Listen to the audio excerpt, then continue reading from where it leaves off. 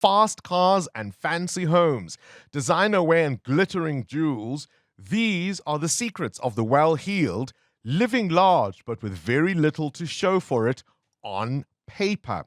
They have bags and bags of cash, but for those who've acquired their easy riches illegally, the trick is how to hide it in plain sight. And this is where the mansions, the supercars, and holiday homes come in. They're often registered through a family trust or even in the name of relatives, and they make it difficult for authorities to trace the actual beneficiaries and puppet masters. It gets even more creative when the supercars are quite literally bought for show. They are paid for, but never leave the showroom. Dealerships rent out space to owners who occasionally might take the vehicle for a spin. Wouldn't it be nice? But how many politicians or business owners have been caught with their hands in the proverbial cookie jar? Today we're joined by Chad Thomas, who is a forensic investigator and knows all about this, but is sometimes himself gobsmacked by how cleverly the ill-gotten gains can be hidden. Chad, a pleasure to have you on the show. Thank you for your time this morning. Bongani, good morning to you and to the listeners. Just give us a background, firstly. What do you do as a forensic investigator? Well, the term forensic applies to any number of disciplines that are applied in the investigation of a crime. Our specific discipline is to investigate financial crime from a perspective of using the tools that are available to us, be they analysis of bank statements, be they following the flows, we call it illicit flows, putting together what we call linkage reports. So it's a scientific application in respect to the manner in which we investigate crimes. And the most important thing when investigating a complex financial crime is identifying where the money went, because in terms of our criminal justice system, we believe very strongly in what's termed restorative justice and financial restitution. So there has to be a clawback mechanism to try to bring that money back into the fiscus.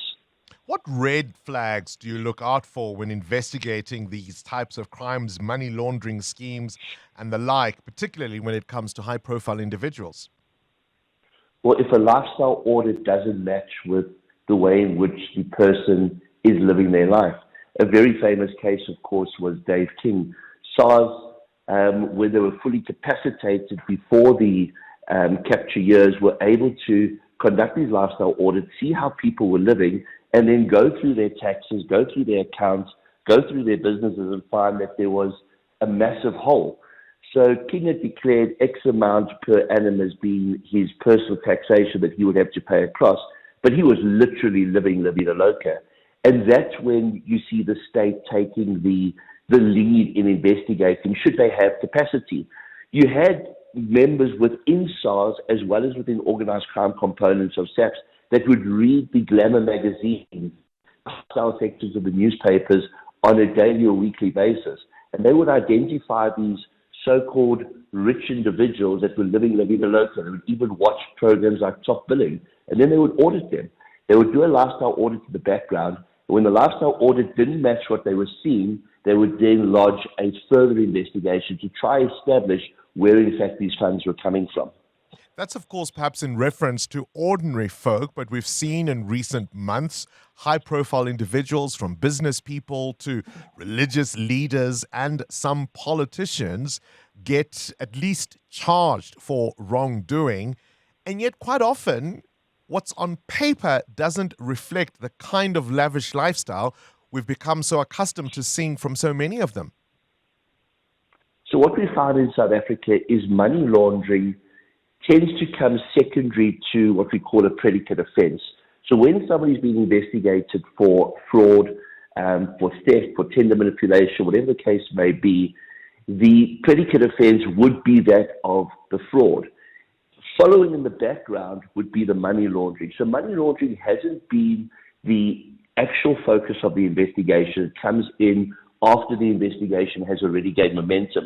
And that's where you have units like the Asset Forfeiture Unit, the Financial Intelligence Center, assisting in trying to establish ultimate beneficial ownership, who hides behind the trust, who are the proxies and the nominees within the organizations. And we've also seen CIPC taking a massive role in terms of the last plenary from FACTIV in establishing this ultimate beneficiary ownership register.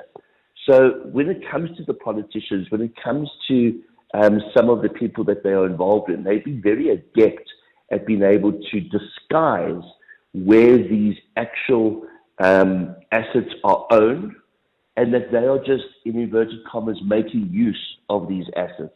They lend to them by family members. They have very kind friends who give them access to properties.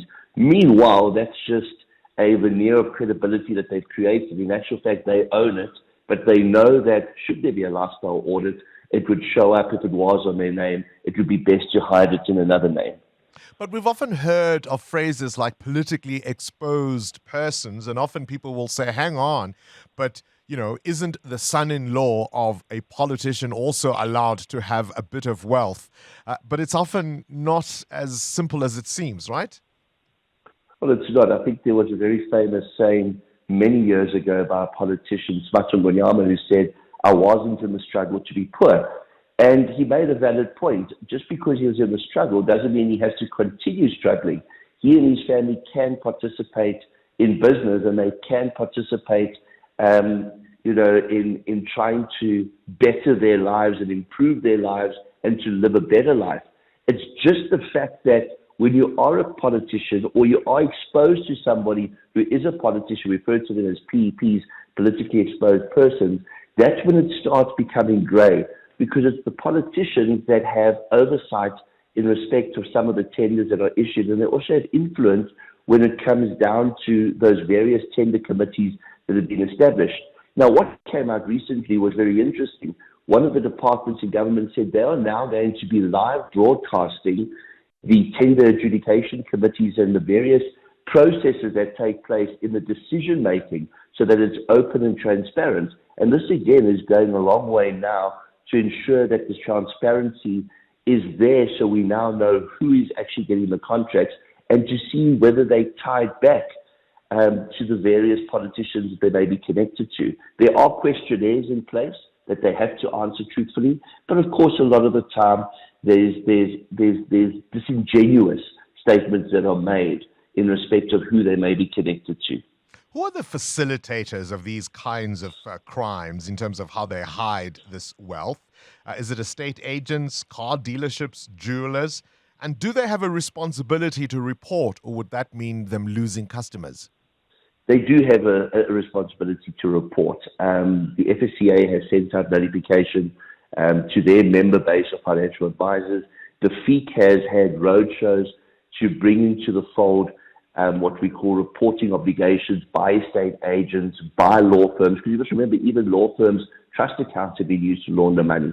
Real estate agents, second-hand car dealers, new car dealers, gold and medallion dealers, jewelry shops, all of these have a reporting obligation, and they have a threefold reporting obligation. They have what's called an SAR, which is a suspicious activity report, an STR, which is a suspicious transaction report, and a CTR, which is a cash threshold report.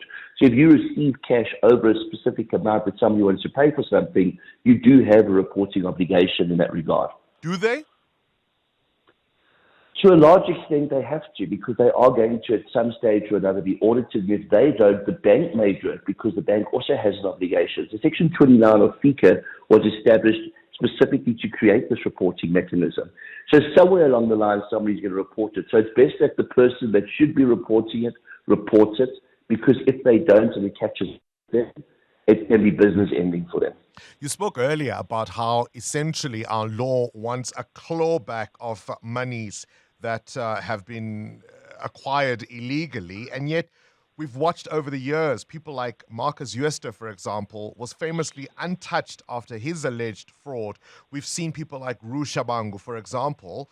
How important is something like political cover? Could some of these have been able to get away with it for so long without it? We have the untouchables. Look at the Al Jazeera Gold Mafia series. What action has actually been taken? We have seen one bank held to account.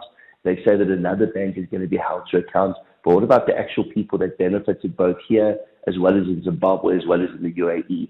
Our country was used as a springboard into which to conduct these nefarious money laundering activities. And we're not seeing sufficient people held to account. And that's one of the issues that CATSIP has with us in respect of the grey listing. We're ticking the boxes on the tick box exercise of trying to get off by the first quarter of 2025, but they also want to see action taken against those that have actually engaged in money laundering. It doesn't help to have an abundance of legislation. That legislation has to be enforced, and there has to be case studies. We have to see people that are taken to task for engaging in money laundering. And it's important to underscore that this type of crime is not victimless. Oh, definitely not. When you're talking about tender fraud, you're talking about money that's been taken out of the fiscus that was meant to be used to better the lives of the most impoverished in our countries. One of the worst case scenarios was a bridge that would link a community in the Eastern Cape to a community in KZN and open up employment opportunities, etc. It was worth over R1 billion. That contract stood. It's now been re-tendered, and now new people have been appointed to do the work that wasn't completed by the last lot, and it's now ballooned to R4 billion. So it's schools that aren't being built, it's clinics that aren't being built, it's roads that aren't being built, it's critical infrastructure of electricity and water that's not getting to rural areas or into township environments or informal settlements that are becoming more formalized. So of course it impacts on our people. Chad Thomas, appreciate your time. Chad Thomas is a forensic investigator with IRS Forensic Investigations. Current events, developing stories, tough questions. Your voice making a difference. This is Breakfast with Bongani Bingwa.